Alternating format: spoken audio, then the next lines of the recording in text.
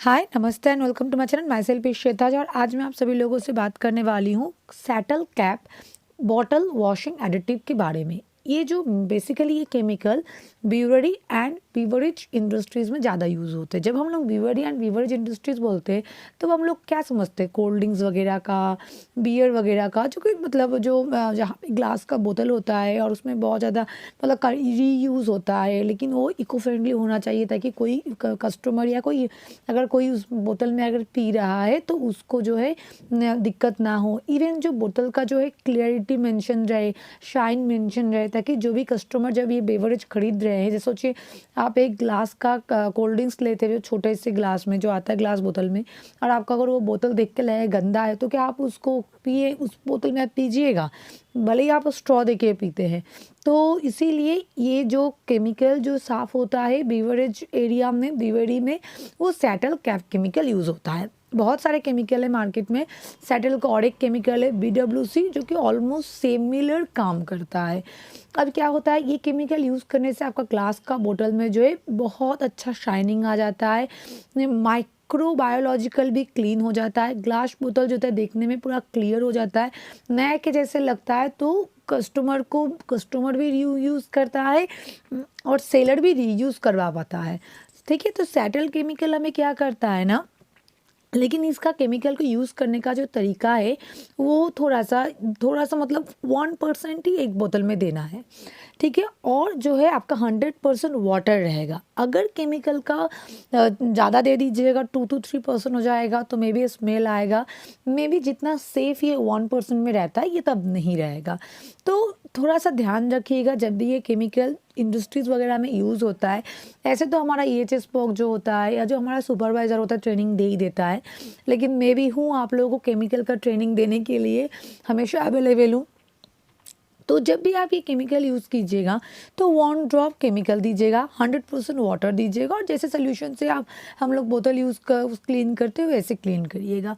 लेकिन जब भी ये केमिकल यूज़ करिएगा PP पहन लीजिएगा, बिकॉज कभी कभी हम लोग का क्या होता है, PP में क्या क्या आता है, स्पेशली मास्क और हैंड ग्लव्स, और आप कोशिश करिएगा गूगल्स भी पहनने की, क्योंकि अगर हैंड सोचिए ये सारे केमिकल अगर आपका हाथ में गिर गया, स्किन में आपको इरिटेशन हो सकता है, तो उस चीज़ से आप प्रोडक्शन लीजिएगा। लेकिन सोचिए किसी का हाथ में गिर गया, तब वो बंदा क्या करेगा, तब वो क्या करेगा ना, अपने कपड़े वपड़े चेंज कर लेगा, उसके बाद जो है उस जगह से कंटिन्यूसली 15 मिनट पानी से धोएगा, होप उसको ठीक हो जाएगा, नहीं होगा तो डॉक्टर का अटेंशन लेगा। कोई अगर ये केमिकल पी गया है तो रिक्वेस्ट करती हूँ उसको वोमिटिंग मत करवाइएगा, डॉक्टर का अटेंशन लीजिएगा, थोड़ा गर्म पानी पिलाइएगा, और अगर फिर भी उनको अगर सही नहीं लग रहा तो डॉक्टर का अटेंशन लीजिएगा।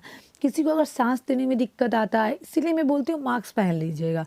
कोई भी केमिकल हो गया, कुछ भी यूज़ करने से पहले मास्क पहन लीजिएगा, क्योंकि हम में से बहुत सारे लोगों को पता नहीं होता है कि हमें ना दिक्कत है, सांस गंध का दिक्कत है, लेकिन वो बाद में समझ में आता है। तो उस चीज़ के लिए मास्क पहन लीजिएगा। लेकिन अगर फिर भी आपको सांस लेने में उसके बाद भी दिक्कत हो रहा है ड्यू टू केमिकल यूज़, तो आप थोड़ा फ्रेश एयर में जाइएगा, थोड़ा घूमिएगा फिरिएगा, माइंड को थोड़ा चेंज करिएगा, देखिएगा आपको ठीक लगेगा। लेकिन अगर आपको फिर भी ठीक नहीं लग रहा है तो आप जो है ना डॉक्टर का अटेंशन प्लीज़ लीजिएगा। अगर आप इसको सही तरीके से यूज़ करते हैं केमिकल के में, तब बोतल में कोई भी तरीके का गंध नहीं रहेगा। बेसिकली ये केमिकल में अगर आपको देखा जाए pH भी 1% में कितना होता है, 2 to 3 pH होता है। 1% सोल्यूशन अगर आप ईच बोतल यूज़ करते हैं, आप जो है ये केमिकल 1 लीटर केमिकल से आप 8,000 बोतल क्लीन कर सकते हैं। तो इस चीज़ को ध्यान रखिएगा, और जैसे MSDS में बताया गया है तो आप वैसे ही यूज़ कीजिएगा।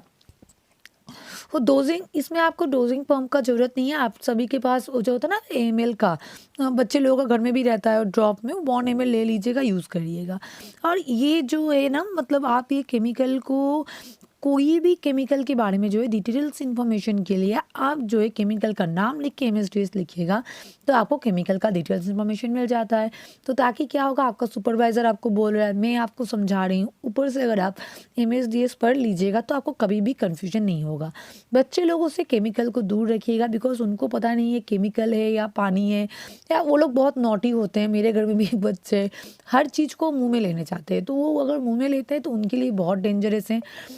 फ्रिज में रखने का कोई ज़रूरत नहीं है। नॉर्मल मतलब नॉर्मल प्लेस में रखिएगा, नॉर्मल टेम्परेचर में रखिएगा, बट आप हॉट टेम्परेचर में मत रखिएगा, लाइक गैस के पास मत रखिएगा। तब क्या होता है, केमिकल का जो यूजिंग परसेंटेज होता है वो कम हो जाता है। मतलब जितना अच्छे से वो काम कर सकता था उतना अच्छे से वो काम नहीं करता है। Hope my video is useful about सैटॉल कैप। अगर आपको कोई और भी इन्फॉर्मेशन चाहिए तो आप मुझे कमेंट सेक्शन में पूछ सकते हैं। आप सभी लोगों को शुक्रिया मेरे साथ जुड़े रहने के लिए। Thank you so much.